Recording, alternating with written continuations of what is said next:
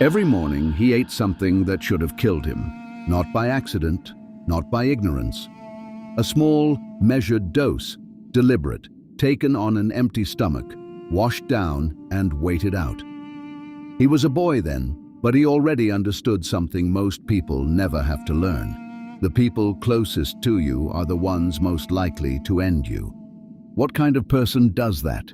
What kind of child decides that the answer to fear is to swallow it whole, day after day, until it can't touch him anymore? His name was Mithridates, and poison was the language his world spoke. His father died at a banquet. The exact details are lost, but ancient sources are consistent on this much. Mithridates V, king of Pontus, died suddenly, and the circumstances pointed to poison. He was at a feast, surrounded by guests, and then he was dead. Mithridates was around 11 years old when it happened. What followed was worse in some ways. His mother, Laodice, stepped in to rule as regent on behalf of her young sons. She was ambitious, cold, and almost certainly complicit in her husband's death. Ancient writers said so plainly. Now she held the throne and her son's life in the same hands. Think about what that means for a boy. The person who was supposed to protect him was the most likely threat. The palace that was his home was also a trap. Every meal, every cup of wine, every servant's face carried the possibility of betrayal. He couldn't trust the food. He couldn't trust the court. He couldn't trust his own mother. At some point, the sources disagree on exactly when, Mithridates disappeared. He left the palace and vanished into the wilderness of northern Anatolia, the rugged highlands of his own kingdom. Ancient writers described years of living rough, sleeping outside, hunting, hardening his body against cold and exhaustion. Some accounts say he was fleeing active assassination attempts. Others suggest he chose to go, sensing what was coming. Either way, when he came back, he wasn't the same. He returned as a young man, physically imposing. Ancient sources describe him as unusually large and strong, and something in him had settled into a kind of cold resolve. He moved against his mother, took the throne, and eventually had her imprisoned.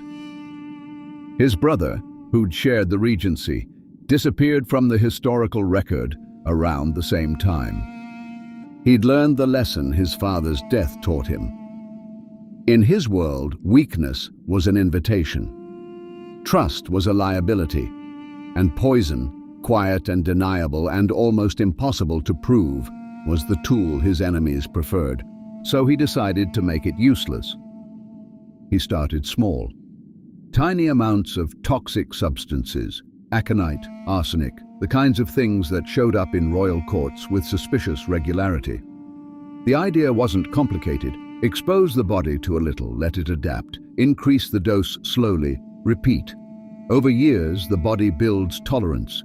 What killed a normal person passed through him like water. But Mithridates didn't stop there. He studied. He gathered physicians, naturalists, anyone who knew anything about toxic plants and their effects. He read everything written on the subject. He ran experiments on animals and, according to several ancient sources, on condemned prisoners, testing substances and watching what happened. He was, depending on how you look at it, the ancient world's most obsessive toxicologist or its most paranoid king. Probably both.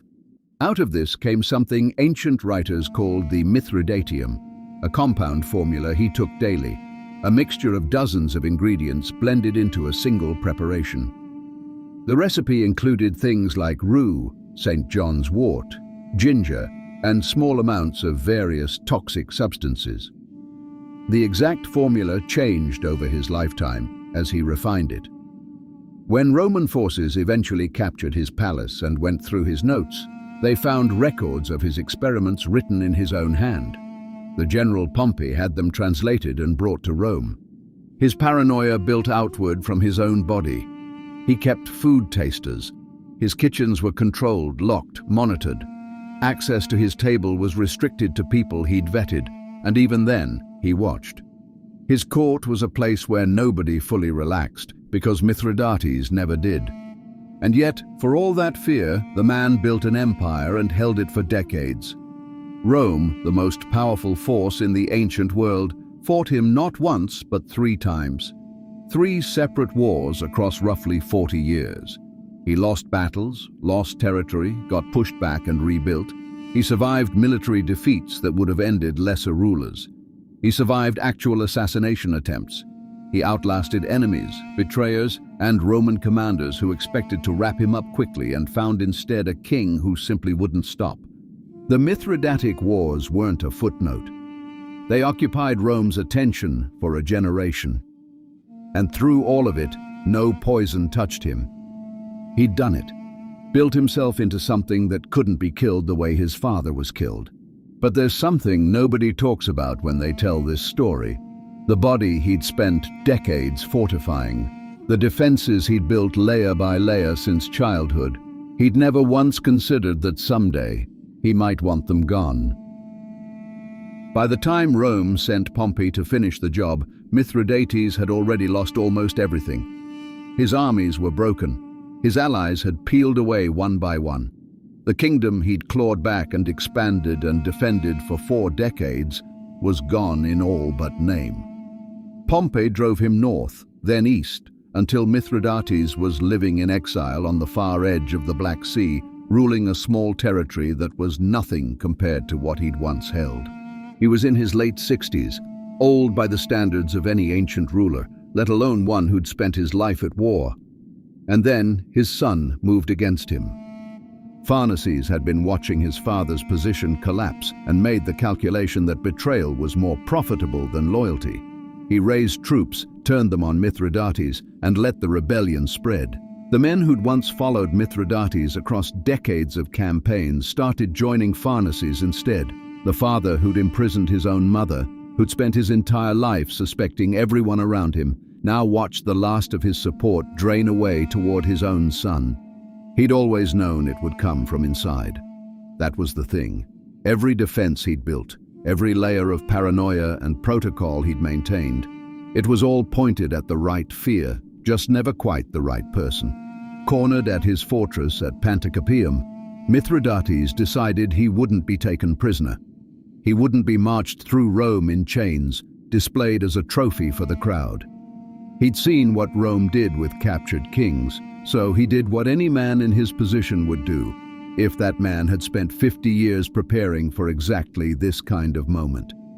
He reached for poison. Ancient accounts describe what happened next in plain, almost matter-of-fact terms, which somehow makes it worse. He drank it, and nothing happened. His body absorbed it the way it had absorbed every other dose across decades of conditioning, quietly, efficiently, without incident. He tried again, still nothing. The daughters who were with him in the fortress, who took the same poison, died.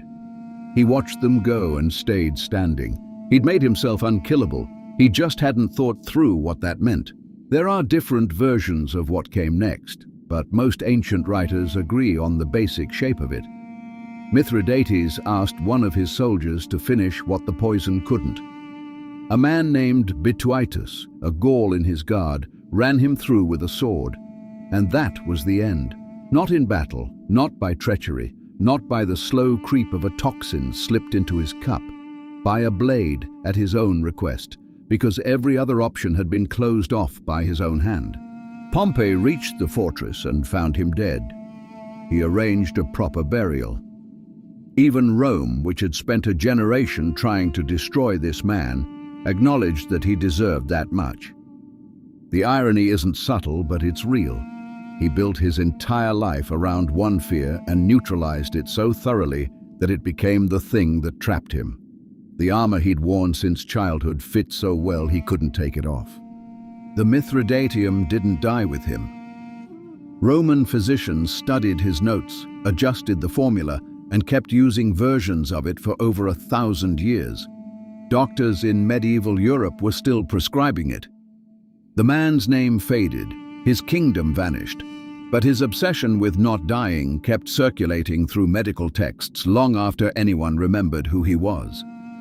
He spent his whole life refusing to be poisoned, And in the end, that refusal was the only thing about him that survived.